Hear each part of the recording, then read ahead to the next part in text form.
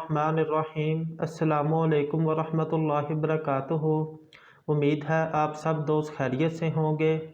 अज़ीज़ दोस्तों, आज का हमारा प्रोग्राम वज़न को बढ़ाने के मुतल्लिक़ है। आज आपके साथ कम वज़न होने की वजूहात और वज़न को बढ़ाने का आसान तरीका आपके साथ शेयर करूँगा। इंशाअल्लाह उम्मीद है ये वीडियो बहुत मुफीद साबित होगी। अज़ीज़ दोस्तों, वज़न कम होने की मेन वजह मरूसी है, यानी कि बाप दादा से बाज़ फैमिलियों का वज़न कम होता है, जिस्म कमज़ोर होते हैं।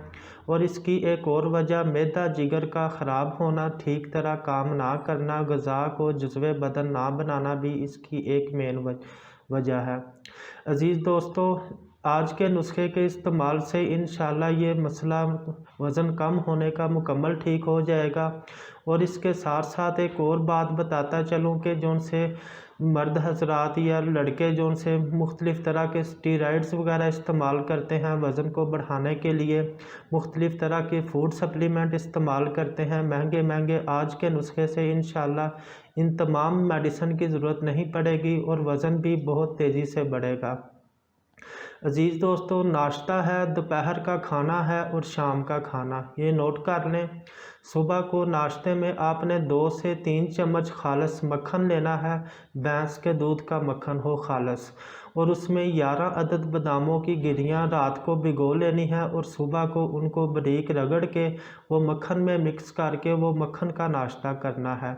और दोपहर के टाइम 2 से 3 अदद केले, आधा सेब और 4 से 5 अदद खजूर, इनका मिल्क शेक तैयार करके दोपहर के टाइम इस्तेमाल करना है। और शाम के टाइम चावल, उबले हुए चावलों के अंदर 2 चम्मच मक्खन डालकर ये आपने सुबह, दोपहर और शाम का आपने ये खाना खाना है।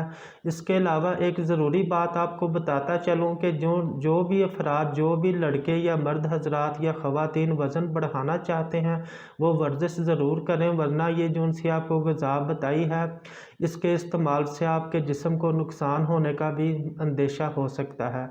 अगर आप साथ एक्सरसाइज करेंगे, वॉक करेंगे और इसके अलावा बॉडी बिल्डिंग की किसी भी तरह की एक्सरसाइज करेंगे तो ये ग़िज़ा आपको फ़ायदा देगी और इंशाअल्लाह 1 माह में 5 से 7 किलो वज़न आसानी से बढ़ जाएगा।